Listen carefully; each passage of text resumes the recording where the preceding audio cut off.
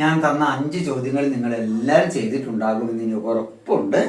എന്നാൽ എന്തെങ്കിലും സംശയം ഉണ്ടെങ്കിൽ ഉത്തരം ശരിയാണോ എന്ന് നോക്കാൻ വേണ്ടി മാത്രം ഞാൻ 5 എണ്ണം ചെയ്തു തരാം. 60.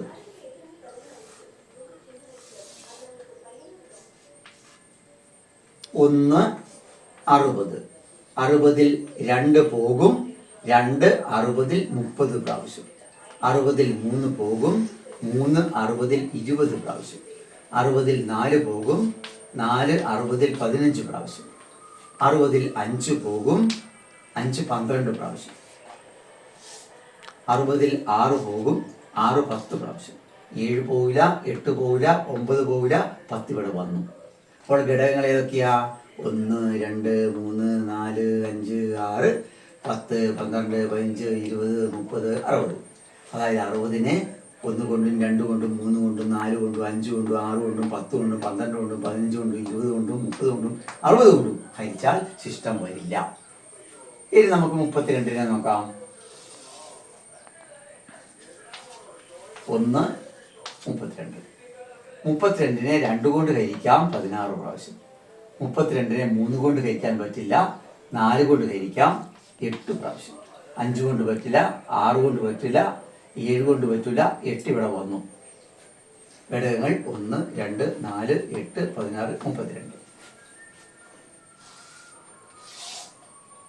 16. 1 16 2 8 4 4.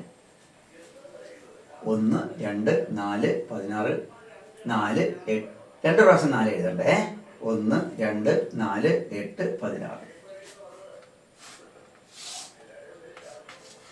1 18 പ്രാവശ്യം. 2 9 പ്രാവശ്യം. 3 6 പ്രാവശ്യം. 4 പോവില്ല, 5 പോവില്ല, 6 വന്നിട്ടുണ്ട്. 1 2 3 6 9 18.